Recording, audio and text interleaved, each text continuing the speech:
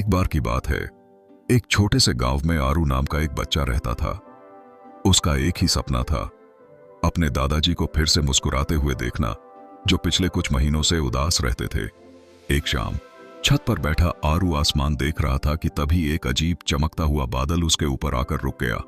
बादल धीरे से बोला, मैं हूं इच्छाओं वाला बादल, पर मेरी एक शर्त है, तुम्हारी इच्छा किसी और की खुशी के लिए होनी चाहिए।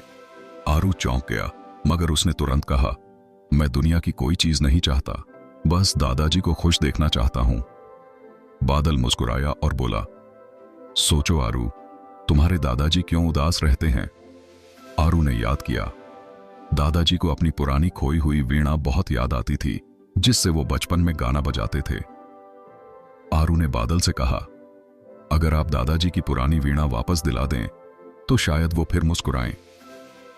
इच्छाओं वाला बादल चमका, गरजा और कुछ क्षणों में एक पुरानी लेकिन चमकती हुई लकड़ी की वीणा आरू के सामने उतर आई।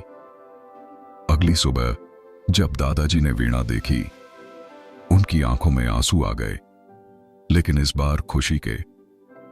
उन्होंने वीणा उठाई और धीरे से सुर छेड़ा। गांव में इतने समय बाद सबसे प्यारी धुन गूंज उठी। दादाजी ने आरू को गले लगाते हुए कहा, तुम्हारी वजह से आज मेरा दिल फिर से संगीत से भर गया।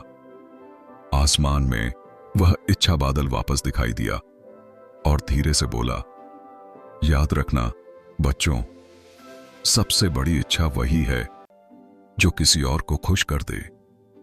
और फिर वह बादल सोने की धूल की तरह चमकते हुए आसमान में गायब हो गया।